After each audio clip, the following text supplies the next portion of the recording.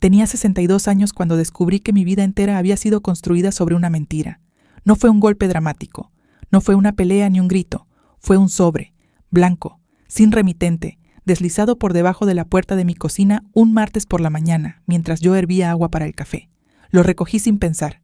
Así recogemos las cosas que no sabemos que nos van a destruir.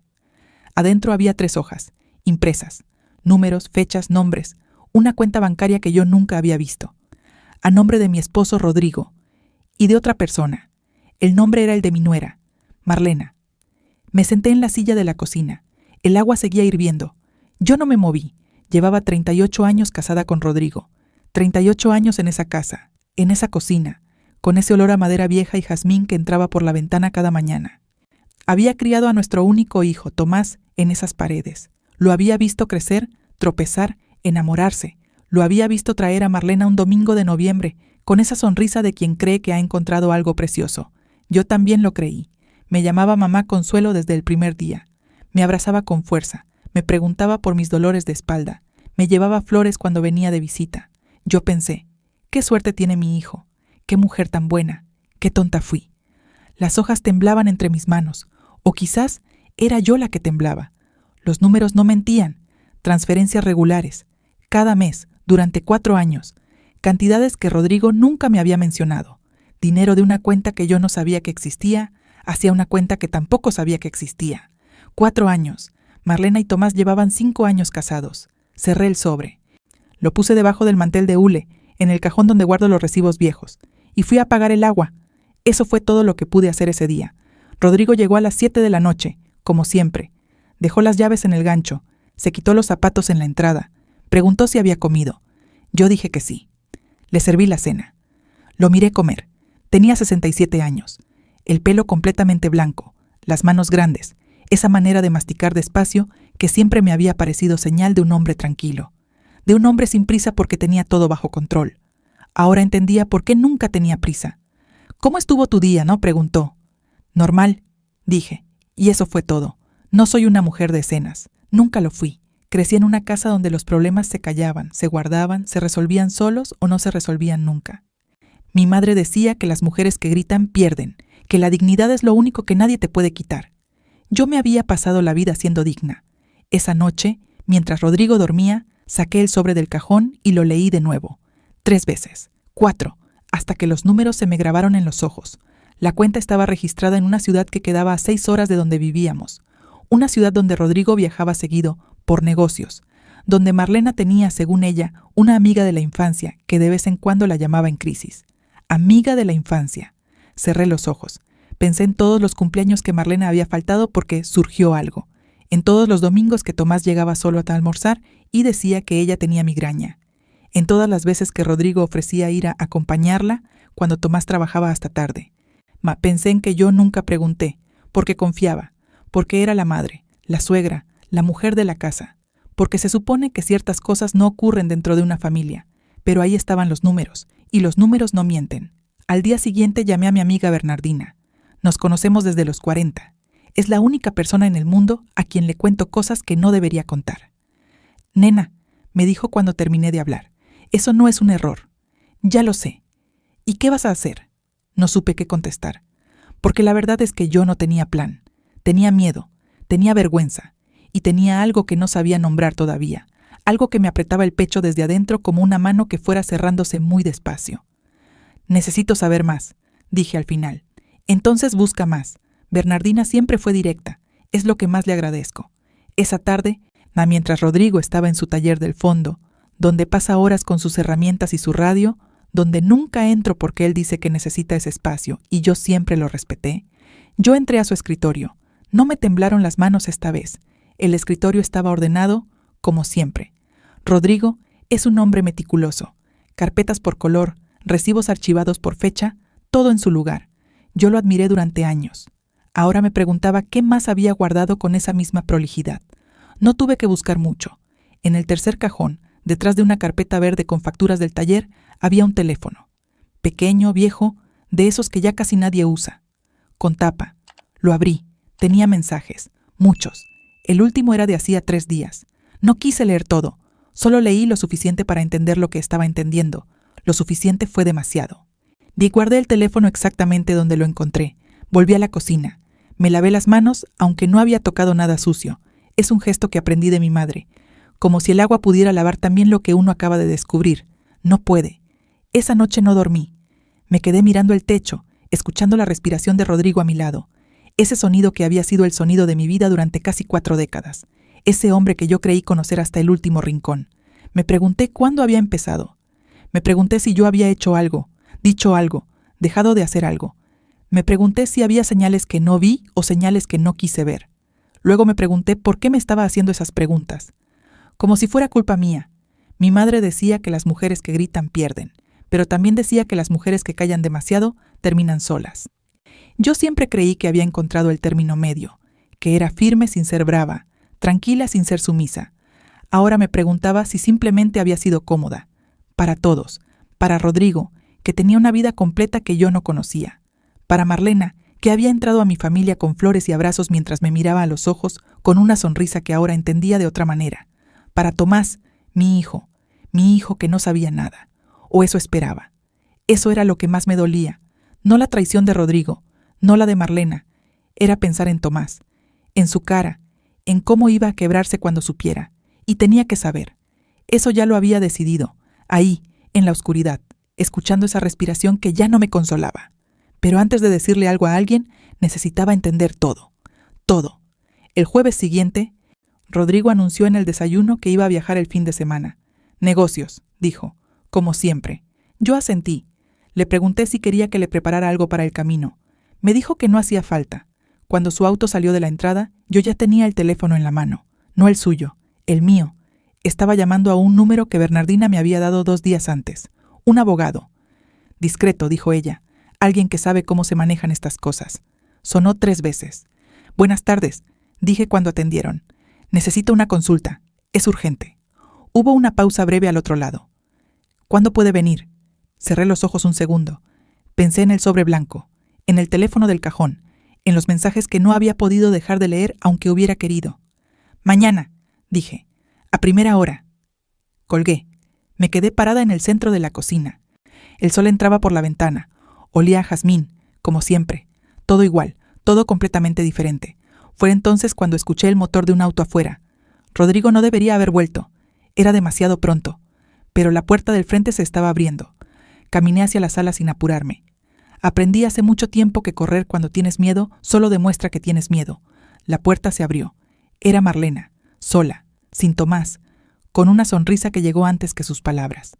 «Mamá Consuelo, qué bueno que está en casa», dijo, y me dio un beso en la mejilla como si nada, como si fuera un martes cualquiera de los últimos 5 años.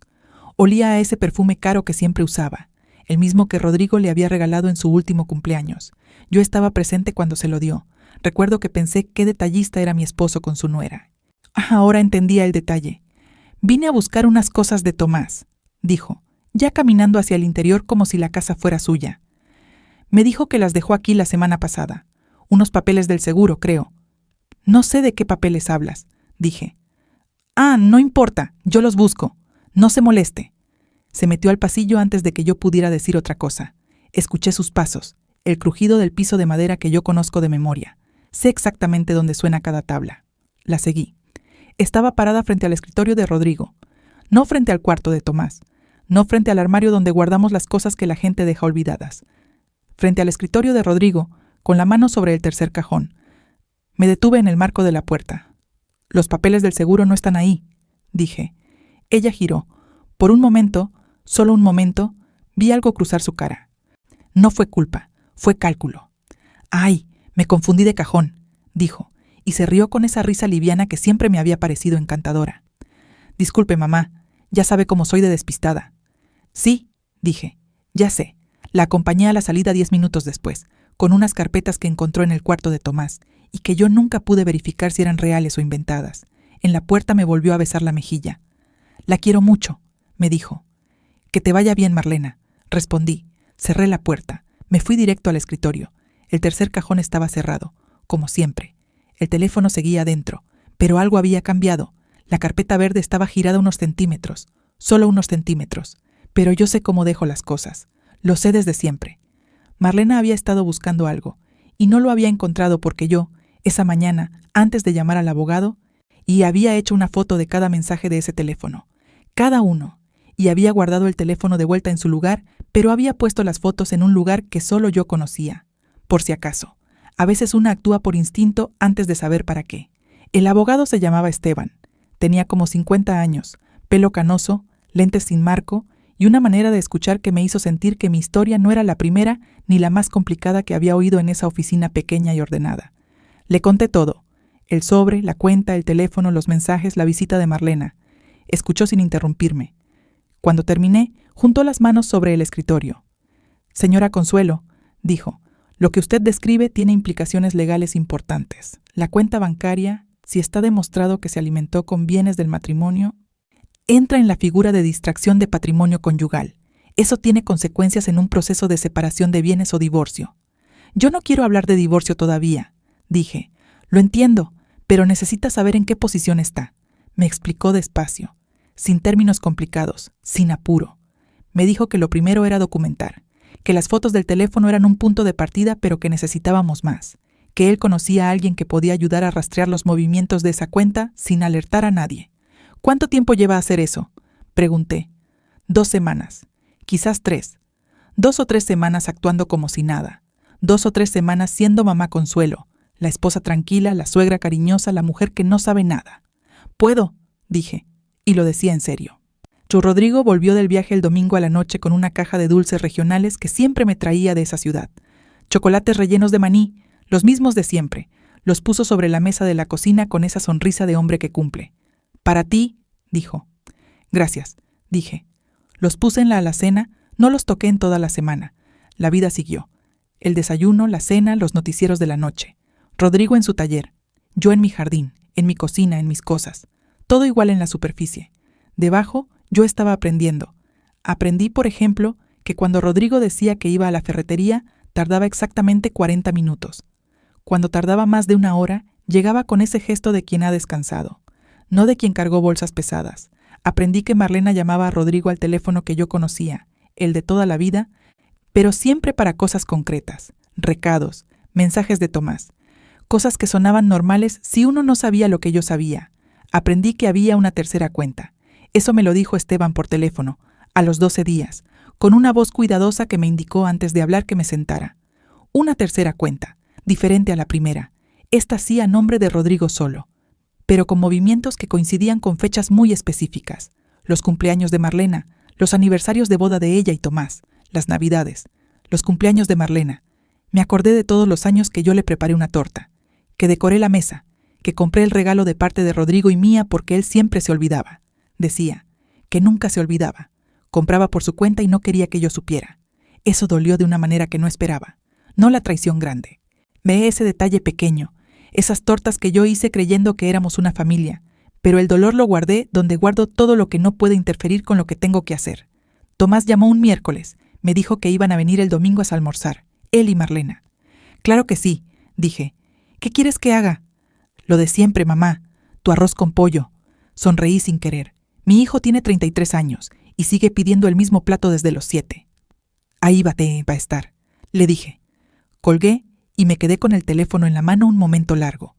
Pensé en su voz, en esa manera que tiene de hablar conmigo, todavía con esa confianza de niño, sin saber que el mundo que conoce está construido sobre algo que va a derrumbarse.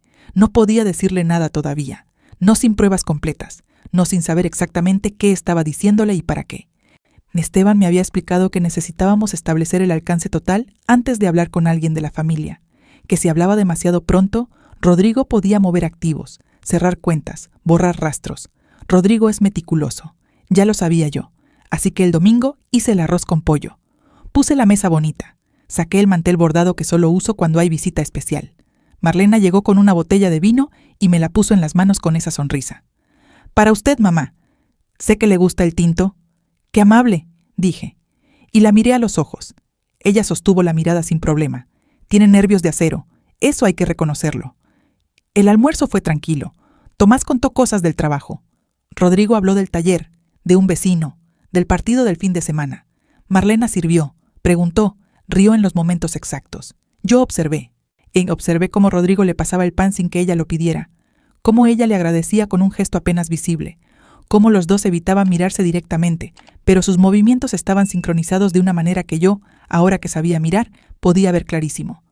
38 años viviendo con un hombre te enseñan a leer sus gestos. Ese saber no desaparece aunque no lo quieras.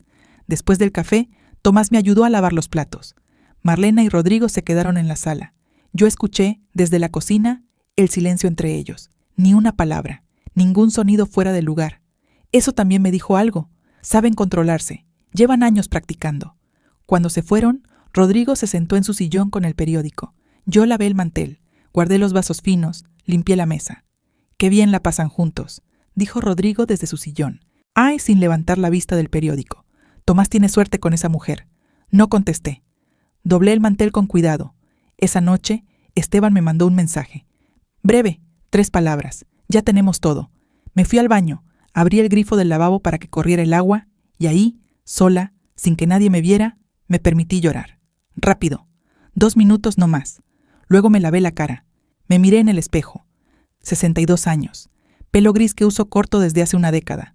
Arrugas alrededor de los ojos que nunca me molestaron porque mi madre decía que son las arrugas de quien ha vivido de verdad. Yo había vivido. Vaya si había vivido. Y todavía no había terminado. Apagué la luz del baño y volví al dormitorio. Rodrigo ya dormía. Yo me acosté a su lado, miré el techo y empecé a ordenar mentalmente todo lo que iba a pasar en los próximos días. Las conversaciones, las decisiones, las palabras exactas que le iba a decir a mi hijo antes de que se las dijera a alguien más. Fue entonces cuando el teléfono de Rodrigo, sobre la mesita de noche, vibró una vez. Giré la cabeza despacio. La pantalla se iluminó apenas un segundo. Lo suficiente para ver el nombre. No era Marlena. Era un nombre que yo no conocía. El nombre en la pantalla era Valeria, sin apellido. Solo Valeria, con un corazón pequeño al lado, de esos que uno pone cuando guarda un número con cuidado, con intención. La pantalla se apagó en 3 segundos. Rodrigo no se movió. Yo tampoco. Me quedé mirando el techo durante un tiempo que no supe calcular.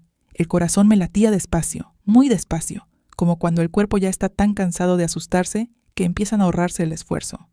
Pensé en levantarme. Pensé en agarrar ese teléfono, el de la mesita, el que él sí usaba abiertamente, y revisarlo ahí mismo. No lo hice, no porque tuviera miedo, sino porque entendí algo importante en ese momento, que cada cosa que hiciera de ahí en adelante tenía que ser deliberada, sin impulso, sin rabia.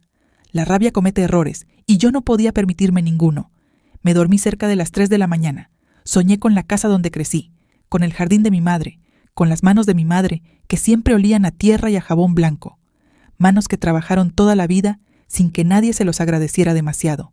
Me desperté antes de que sonara el despertador. Rodrigo todavía dormía. Agarré mi teléfono y le escribí a Esteban. Hay un tercer nombre, Valeria, sin apellido, en el teléfono principal, no en el otro. Necesito saber quién es. Guardé el teléfono en la bata y fui a hacer el café. Esteban me llamó esa misma tarde. Encontré a Valeria, dijo con esa voz cuidadosa que ya conocía. Necesito que se siente. Me senté. Valeria tenía 38 años. Vivía en la misma ciudad a la que Rodrigo viajaba por negocios. Trabajaba como contadora. Y según los registros que Esteban había podido acceder por vías legales, era la titular de la segunda cuenta. La cuenta que yo había encontrado primero, la del sobre blanco, la que tenía el nombre de Marlena. Esperé a que Esteban terminara de hablar para procesar lo que me estaba diciendo. ¿Cómo que su nombre está en la cuenta de Marlena?, pregunté. La cuenta no es de Marlena, dijo Esteban. Marlena firma como apoderada. La beneficiaria real es Valeria. El silencio duró varios segundos. ¿Rodrigo y Marlena le pasan dinero a esta mujer?, dije despacio, porque necesitaba escuchar la pregunta en voz alta para creerla. Eso es lo que muestran los movimientos, dijo Esteban. Marlena recibe fondos de Rodrigo y los transfiere, con regularidad, a la cuenta de Valeria. Lleva haciéndolo 4 años.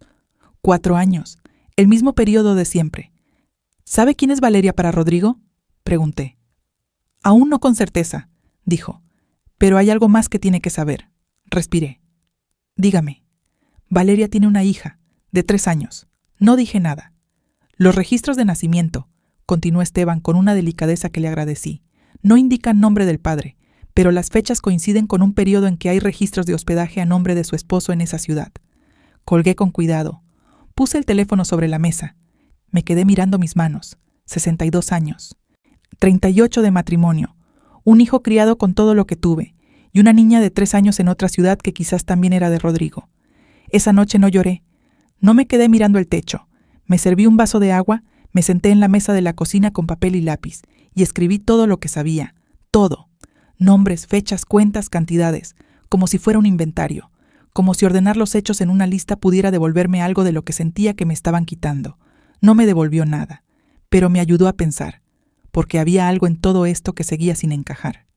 Marlena, si la historia era Rodrigo y Valeria, ¿qué pintaba Marlena en el medio? ¿Por qué usaría mi nuera su nombre, su firma, para mover dinero hacia otra mujer? ¿Por qué Marlena protegería a Rodrigo de esa manera? A menos que Marlena no lo estuviera protegiendo a él. A menos que Marlena tuviera sus propias razones. Me quedé con esa pregunta hasta la madrugada. Si esta historia te está llegando al fondo, suscríbete antes de seguir. Lo que viene ahora es lo que cambia todo. El miércoles siguiente, Tomás vino solo, sin avisar, como hacía cuando era chico, y necesitaba hablar de algo que no sabía cómo empezar. Traía esa cara, la cara de mi hijo cuando algo lo está pesando por dentro y trata de que no se note. Le hice un café, lo puse en la mesa, me senté frente a él y esperé. «Mamá», dijo, «¿Marlena te ha dicho algo raro últimamente?» Lo miré sin expresión. «¿Raro como qué?» «No sé». Giró la taza entre las manos. «Últimamente está distante, llega tarde, no me explica por qué. Cuando le pregunto dice que es trabajo, pero yo conozco su cara cuando miente. Me dolió escucharlo, no por lo que decía. Por cómo lo decía, con esa vulnerabilidad de hombre que todavía no quiere creer lo que ella siente. «¿Ustedes están bien?», le pregunté. «No sé», dijo. «Por eso te pregunto. Pensé que quizás a ti te había dicho algo, que me estaba protegiendo de algo que...». Se calló. «Tomás», dije, «¿tienes miedo de que te esté engañando?» La pregunta era directa, tal vez demasiado. Pero mi hijo necesitaba escucharla porque si no la preguntaba yo, él iba a seguir dándole vueltas solo. Se quedó callado un momento. Luego asintió. Apenas. «No sé qué pensar», dijo. Puse mi mano sobre la suya. «Todavía no te puedo decir nada», dije, «pero necesito que confíes en mí unos días más. ¿Puedes hacer eso?» Me miró. Frunció el ceño ligeramente. «¿Qué está pasando, mamá?» «Unos días», repetí. «Dame unos días». No me preguntó más. Me conoce. Sabe que cuando digo eso, que lo digo en serio. Se tomó el café, me dio un abrazo largo en la puerta y se fue. Yo me quedé en el umbral mirando su auto alejarse. Y decidí que ya era tiempo de hablar con Marlena. La llamé esa misma tarde. Le dije que necesitaba verla, que Rodrigo iba a estar fuera y quería compañía. Usé ese tono de suegra que necesita afecto porque los dos sabíamos que ella nunca me rechazaba cuando usaba ese tono. Vino al día siguiente a las 5. Le hice té. Saqué unas galletas. Todo normal, todo en su lugar. Nos sentamos en la sala. Hablamos de cosas sin importancia durante 10 minutos. El trabajo de Tomás, el vecino que estaba remodelando, una serie que yo supuestamente había visto y que ella también conocía. Y entonces dejé la taza sobre la mesa, la miré a los ojos y dije, «Marlena, ¿quién es Valeria?» El cambio fue pequeño, pero yo estaba mirando exactamente ahí. Un parpadeo más largo de lo normal, un segundo de quietud en los hombros. «No sé de quién me habla», dijo. «Sí sabes», dije sin levantar la voz. «Y yo también sé. Así que podemos hablar como dos personas adultas, o podemos seguir con este juego hasta que alguien salga lastimado de verdad». Marlena me miró durante un momento que se estiró como chicle. Luego despacio bajó la vista. «¿Cuánto sabe?», preguntó. «Todo», dije. No era del todo verdad, pero tampoco era mentira. Marlena dejó la taza sobre la mesa con un movimiento cuidadoso, como quien trata de ganar tiempo, como quien está calculando hasta el último segundo. «Rodrigo me amenazó», dijo al fin. No me esperaba eso. «¿Cómo?» «Cuando Tomás y yo llevábamos 1 año casados», dijo, con una voz que ahora era diferente, más baja, más seca. «Descubrí que Rodrigo tenía una mujer en otra ciudad, Valeria. Ya llevaba tiempo con ella, ya había una niña». Respiré despacio. «Se lo fui a decir», continuó. «Fui a buscarlo al taller sola, sin decirle nada a Tomás. Pensé que tenía que saber quién era el padre que tenía». «¿Y qué pasó?» Me dijo que si yo abría la boca, él se aseguraría de que Tomás supiera cosas de mí, cosas de antes de que nos conociéramos, cosas que yo nunca le había contado y que Rodrigo había averiguado de alguna manera que nunca entendí cómo. La miré fijo. ¿Qué clase de cosas? Cosas que en ese momento yo creía que podían destruir mi matrimonio. Dijo. Era joven, tenía miedo, cometí el error de creerle. ¿Y las cuentas? ¿Por qué tu nombre en las transferencias? Porque me usó de pantalla. dijo, y ahora sí escuché algo que sonaba a tarrabia vieja, fermentada. Me dijo que si yo firmaba como apoderada, que si yo movía el dinero, teníamos un acuerdo. Él callaba. Yo callaba, y Valeria recibía lo que le correspondía sin que hubiera rastros directos de él. Procesé eso en silencio. ¿Y cuándo empezaste a querer salir de ese acuerdo?, pregunté. Me miró sorprendida. No esperaba esa pregunta. ¿Cómo sabe que quiero salir? Porque viniste aquí a buscar ese teléfono, dije. El del tercer cajón. Eso no es alguien que está cómoda con el acuerdo. Eso es alguien que tiene miedo de lo que hay adentro. Marlena no contestó, pero no negó nada. Me levanté, fui a la cocina, volví con el sobre original, el que había llegado por debajo de la puerta hacía semanas. Lo puse sobre la mesa frente a ella. ¿Tú mandaste esto?, pregunté. La miró, levantó los ojos hacia mí. Necesitaba que alguien más lo supiera, dijo. Alguien que tuviera razones de verdad para hacer algo. El silencio que siguió fue de esos que tienen peso. Me volví a sentar. La miré durante un momento largo. Esta mujer que había entrado a mi familia con flores y abrazos, que había vivido 5 años entre 2 miedos, que me había usado como palanca porque no tenía a nadie más. No sentí ternura, pero tampoco odio. Sentí algo más difícil de nombrar. La comprensión fría de alguien que entiende sin perdonar todavía. Si vas a salir de esto, dije, necesitas contarle todo a Esteban, mi abogado, todo lo que me dijiste hoy y todo lo que no me dijiste. ¿Y Tomás?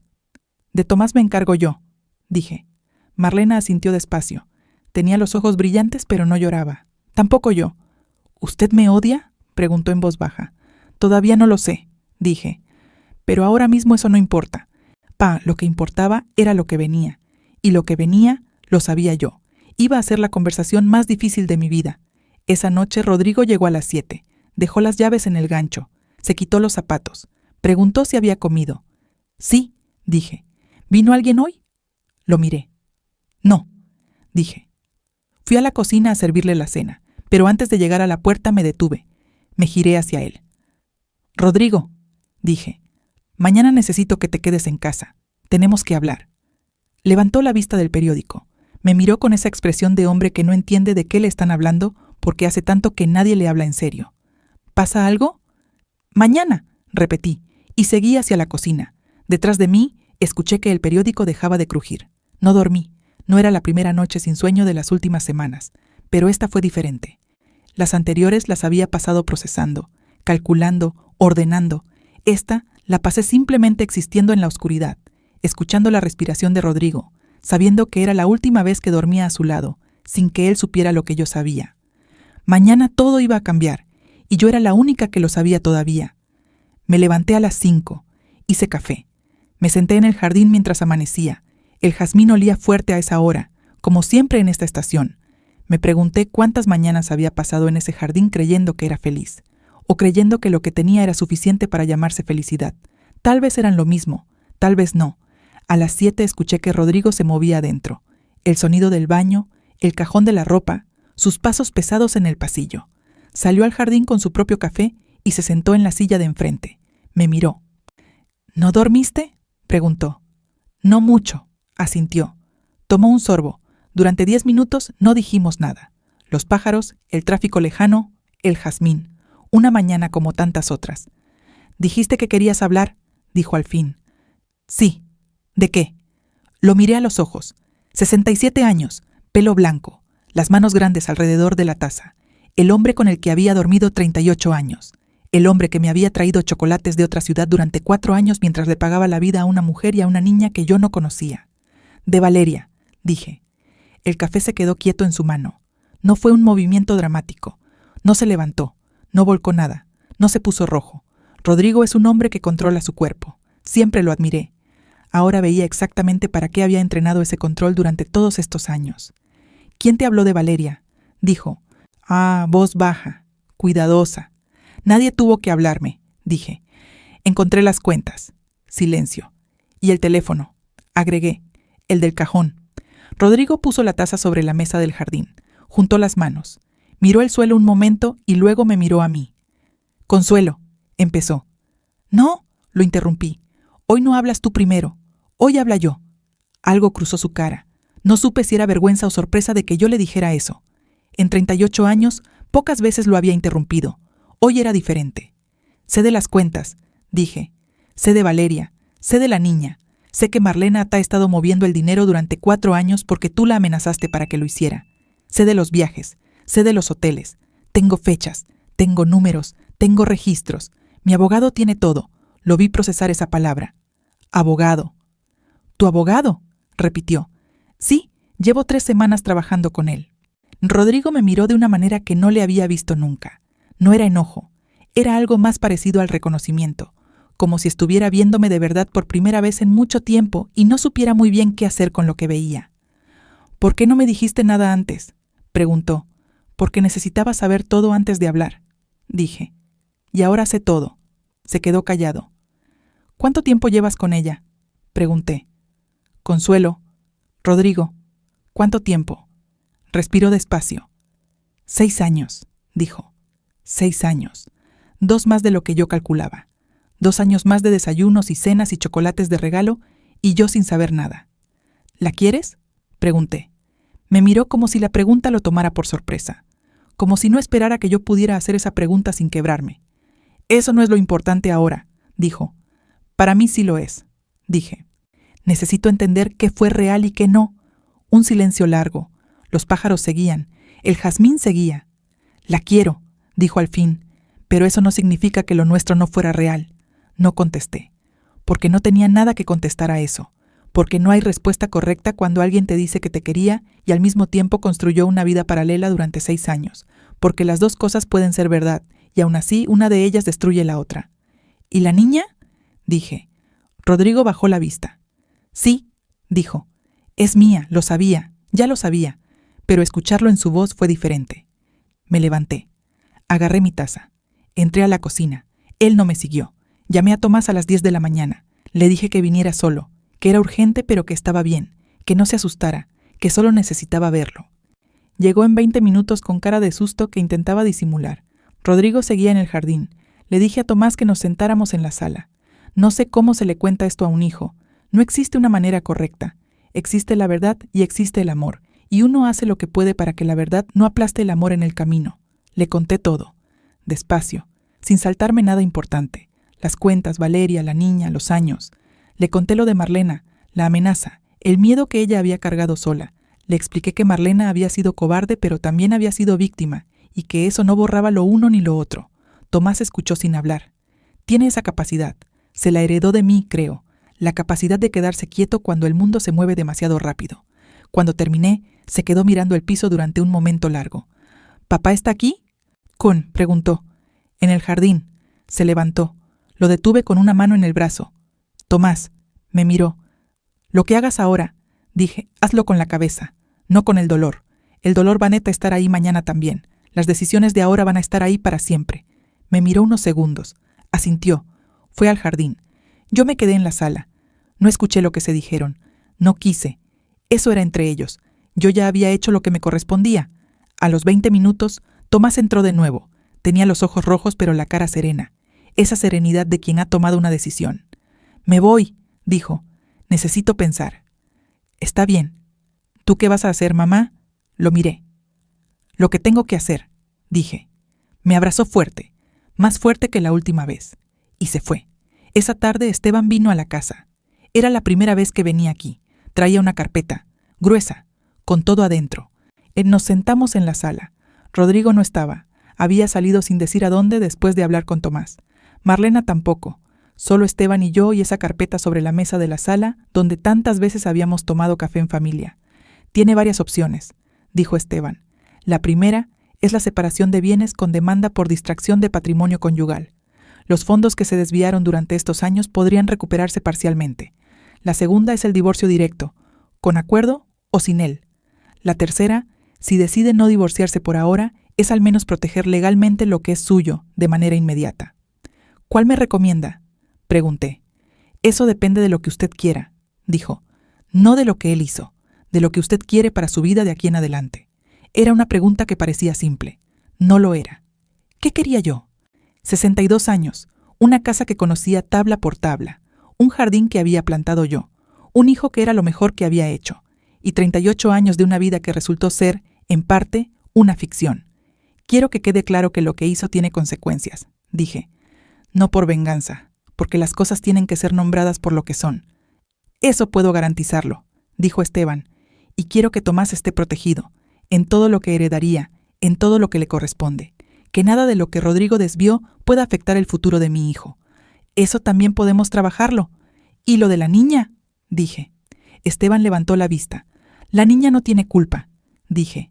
Ella no eligió nada. Lo que le corresponda legalmente de parte de su padre, que lo tenga. Pero limpio, sin que pase por cuentas que Marlena tiene que firmar con miedo. Esteban me miró con una expresión que no era exactamente sorpresa. Era más bien respeto, el tipo de respeto que se gana cuando uno dice algo difícil y lo dice bien. De acuerdo, dijo. Firmé los primeros documentos esa tarde, sobre la misma mesa donde Rodrigo ponía su periódico todas las noches. Cuéntame en los comentarios, ¿hubieras esperado tanto antes de hablar o tú lo habrías enfrentado antes? Quiero saber qué piensas. Rodrigo volvió a las 9 de la noche. Yo estaba en la cocina. Le había dejado comida tapada en la estufa porque soy así, porque 38 años de hábito no se borran en un día y porque dejarle comida no era perdonarlo, sino simplemente ser quien soy. Entró, vio la comida, me miró. Gracias, dijo en voz baja. Mañana habla con el abogado que tú necesites, dije. Esteban ya tiene todo presentado. Se quedó parado en el centro de la cocina, ese hombre grande, de pelo blanco, con esas manos que yo había conocido jóvenes y había visto envejecer. ¿No hay nada que pueda decir?, preguntó. Lo miré. Rodrigo, dije, tuviste 6 años para decirme algo. 6 años para elegir diferente. No una vez, no en un momento de debilidad, sino 6 años de decisiones conscientes, una detrás de la otra. No contestó. No te odio, dije. Pero tampoco voy a fingir que esto puede arreglarse con palabras a esta hora de la noche. Asintió despacio. ¿Quieres que me vaya de la casa?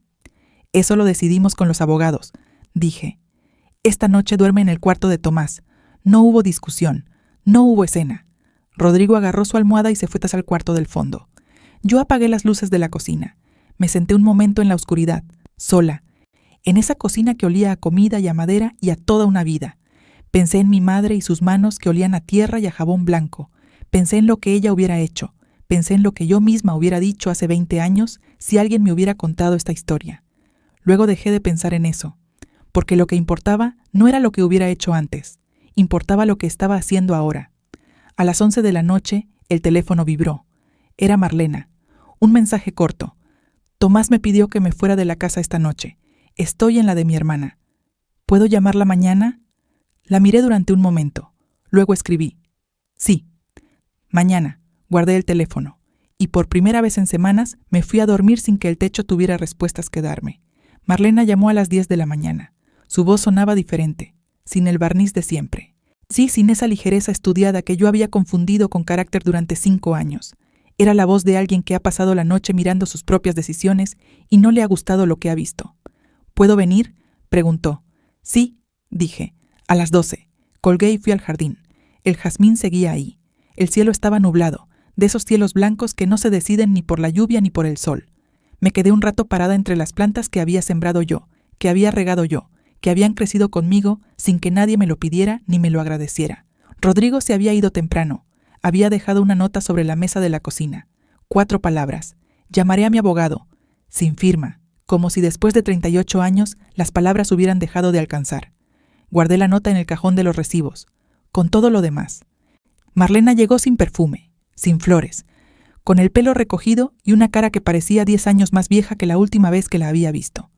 Se sentó en la misma silla de siempre y puso las manos sobre la mesa y me miró.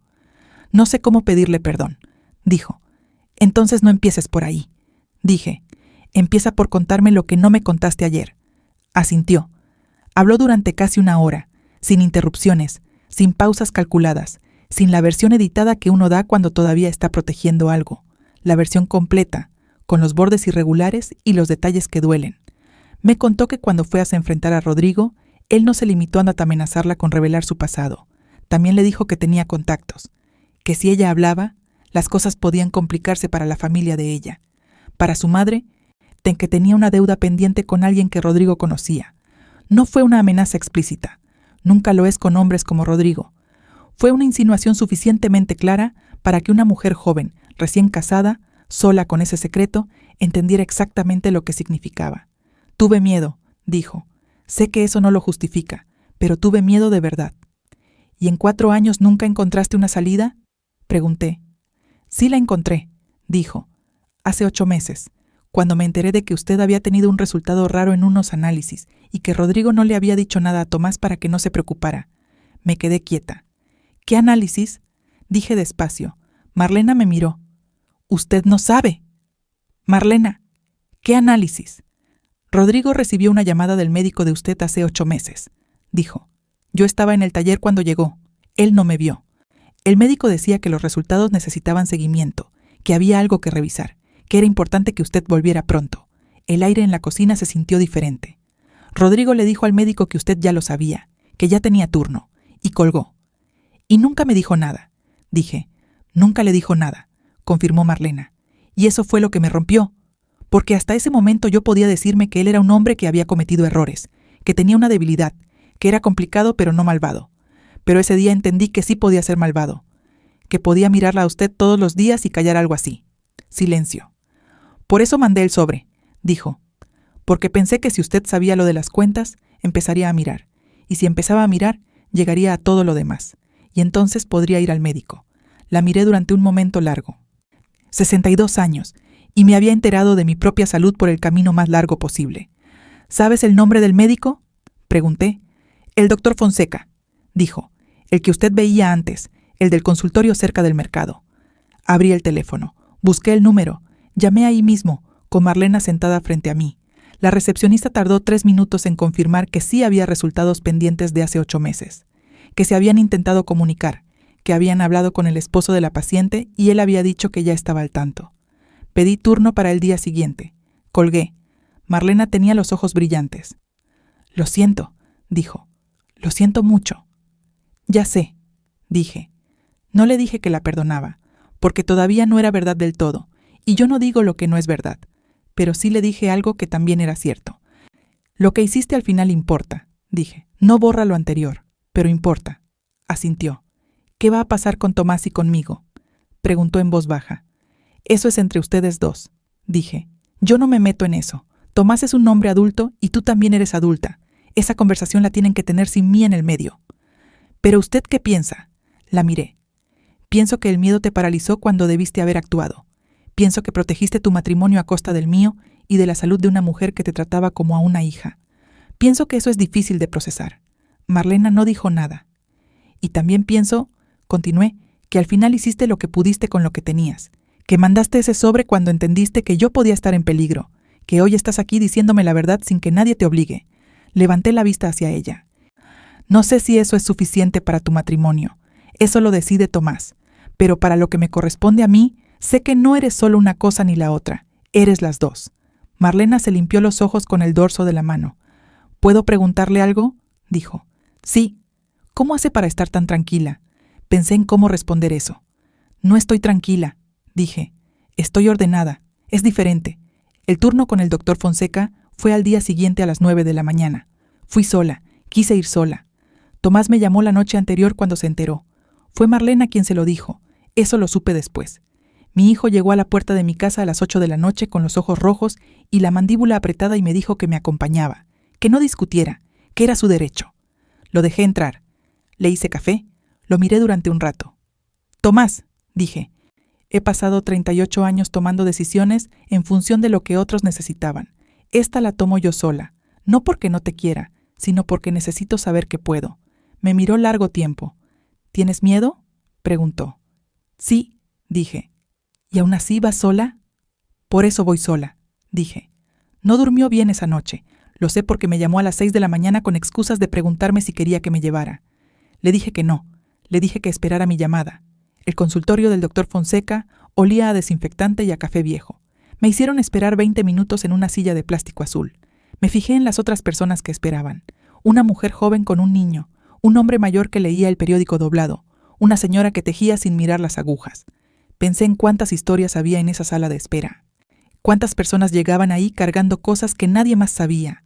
El doctor Fonseca era un hombre de unos 55 años, con lentes gruesos y una manera de hablar que iba directo al punto sin ser frío. Me explicó todo. Los resultados de hacía 8 meses mostraban una anomalía en unos marcadores que requerían seguimiento. No era un diagnóstico, Era una señal de alerta que necesitaba más estudios para saber si significaba algo o no. 8 meses sin ese seguimiento. ¿Qué tan importante era venir antes?, pregunté. En estos casos, dijo el doctor, la detección temprana cambia mucho el panorama. No puedo decirle qué hubiera pasado si hubiera venido antes porque no lo sé. Lo que sí puedo decirle es que vamos a hacer los estudios ahora y vamos a saber dónde estamos. Asentí. Hágalos todos, dije. Los que necesite. Y salí del consultorio con 4 órdenes de análisis y un turno para la semana siguiente. Llamé a Tomás desde la puerta. ¿Cómo te fue?, preguntó antes de que yo dijera nada. Bien, dije. Hay estudios que hacer. La semana que viene sé más. Te acompaño. Esta vez no dije que no. Si llegaste hasta aquí, quiero pedirte algo. Suscríbete. No por mí, por las historias que vienen, por las mujeres que todavía no saben que tienen una historia que merece ser contada. Los resultados llegaron en 10 días. Tomás estaba conmigo. Estábamos sentados frente al doctor Fonseca, los dos, con esa manera que tienen los hijos de ponerse ligeramente adelante en la silla cuando sienten que tienen que proteger a alguien. Los marcadores habían mejorado solos. El doctor lo llamó resolución espontánea. Dijo que era posible, que ocurría, que de todas maneras íbamos a hacer seguimiento cada 6 meses, que no había motivo para alarmarse, pero sí para ser cuidadosos. Tomás soltó el aire que había estado guardando. Yo asentí. Gracias, doctor, dije. En el auto de regreso, Tomás manejó en silencio durante varios minutos. Luego dijo, «Mamá». «¿Qué?» «Si algo te hubiera pasado por esto». «Pero no pasó», dije. «Pero pudo pasar». «Tomás». Lo miré. Muchas cosas pudieron pasar. Algunas pasaron. El punto no es lo que pudo ser. El punto es lo que hacemos con lo que es. Siguió manejando. «¿Cómo puedes hablar así?», dijo. «¿Cómo puedes estar tan qué? No sé. Entera». Pensé en cómo responder eso. «No estoy entera», dije. «Estoy rota en varias partes». Pero rota y entera no son lo mismo. Una puede estar rota y seguir parada. Me miró de reojo. «Eso lo decía la abuela», dijo. «Sí», dije. «Lo aprendí de ella. El proceso legal tomó 4 meses. Esteban fue metódico y preciso como yo esperaba. Rodrigo contrató a su propio abogado, un hombre joven que intentó 2 veces negociar términos que me eran desfavorables, y las 2 veces Esteban le respondió con documentos que cerraban cada puerta que intentaban abrir. Rodrigo no peleó demasiado. Creo que en el fondo sabía que no tenía posición desde donde pelear. O quizás, después de todo, quedaba algo en él que entendía que lo que había hecho merecía consecuencias reales. La casa quedó para mí. Era mía desde antes del matrimonio, un bien que había heredado de mi madre, y aunque Rodrigo había vivido en ella 38 años, legalmente el terreno era claro. Los bienes conyugales se dividieron según lo que correspondía, con ajuste por los fondos desviados que Esteban pudo documentar. No recuperé todo, nunca se recupera todo, pero recuperé lo suficiente para saber que los próximos años no dependían de la voluntad de nadie más. Lo de Valeria y la niña se resolvió por separado. Rodrigo reconoció a la niña legalmente. Eso fue lo único que le pedí explícitamente en todo el proceso. No por él, no por Valeria, por esa niña que tenía 3 años y no había elegido nada y merecía tener su historia clara desde el principio. Tomás tardó en poder hablar de eso. Tener una hermanastra de 3 años, de repente, sin haberlo elegido, es una carga que uno no sabe dónde poner al principio. Pero Tomás es un hombre bueno. Lo sé porque lo crié yo y porque lo he visto tomar decisiones difíciles de manera decente. Con el tiempo, y aprendió a separar lo que le hacía su padre de lo que era esa niña. No sé si algún día van a tener una relación, pero al menos decidió que no iba a cerrar esa puerta por rabia. Marlena y Tomás. Eso fue lo más complicado de todo, y lo más ajeno a mí, al mismo tiempo. Hablaron, muchas veces, con un terapeuta de por medio, según supe después. Tomás me contó poco, en pedazos, a lo largo de meses, que Marlena le había contado todo, que él había necesitado tiempo para entender la diferencia entre alguien que te traiciona activamente y alguien que se paraliza por miedo y tarda demasiado en reaccionar. Me preguntó una vez qué pensaba yo. Pienso que solo tú puedes decidir si lo que ella hizo es algo con lo que puedes vivir, dije. Yo no puedo tomar esa decisión por ti, y tampoco debería. ¿Pero tú la perdonaste?, preguntó. Pensé en esa pregunta durante un momento. La entiendo, dije. Y entender es el principio del perdón. Pero el perdón completo lleva tiempo, no te puedo mentir. Asintió. ¿Y a papá? A tu papá también lo entiendo, dije. Y también me lleva tiempo. ¿Cómo puede uno entender algo así? Porque entender no significa aprobar, dije. significa dejar de necesitar que las cosas hayan sido diferentes para poder seguir viviendo. Son dos cosas distintas. Tomás se quedó callado un momento. «Eres la persona más extrañamente sabia que conozco», dijo al final. «Es lo que pasa cuando llevas 62 años prestando atención», dije. Se rió. La primera vez que lo oí reírse en meses. Un año después de aquel sobre blanco que entró por debajo de mi puerta, me levanté un martes por la mañana, hice café y salí al jardín. El jazmín seguía ahí. Lo había podado yo misma en otoño y había vuelto más fuerte, como vuelven siempre las plantas cuando uno las corta en el momento correcto. La casa estaba en silencio, un silencio diferente al de antes. Antes el silencio de esta casa tenía el peso de todo lo que no se decía. Ahora era solo silencio, tranquilo, mío. Tomás vendría el domingo a almorzar. Solo, o quizás con Marlena, todavía no sabía. Eso dependía de cómo hubiera ido la semana para ellos, de esas conversaciones lentas y difíciles que siguen teniendo. Lo que sí sabía era que mi hijo iba a estar bien. Lo veía en su cara cada vez que venía, roto en algunos lugares, sí, pero parado, como yo le enseñé. Rodrigo vivía ahora en un departamento al otro lado de la ciudad. Lo supe por Esteban, no porque nos habláramos, no nos hablábamos, no había rencor activo en eso. Era simplemente que no había nada que decirse que no hubiera sido ya dicho o firmado. A veces pensaba en él, en el hombre que creí conocer y en el hombre que resultó ser, y en que quizás los dos eran reales al mismo tiempo, y que esa era la parte más difícil de aceptar. No el engaño en sí, sino que la persona que te engaña y la persona que conociste son la misma. Pero eso también se aprende a cargar. Me tomé el café despacio mirando el jardín. Pensé en mi madre y sus manos que olían a tierra y a jabón blanco. Pensé en todo lo que ella calló, y en todo lo que yo callé siguiendo su ejemplo, creyendo que eso era dignidad. Pensé que quizás la dignidad no es el silencio, que quizás la dignidad es saber cuándo hablar y tener el valor de hacerlo aunque cueste. Me había costado. Vaya que sí, pero estaba aquí, con mi jardín, con mi café, con mi casa, con mi hijo, con mis análisis en orden y un doctor que me llamaba cada 6 meses a confirmar que todo seguía bien. Con 62 años que ahora se sentían distintos que antes. No más livianos, más honestos. Una no llega a esta edad sin cicatrices. Una no llega a esta edad sin haber enterrado cosas que debió haber dicho antes, sin haber cargado cosas que otros debieron haber cargado.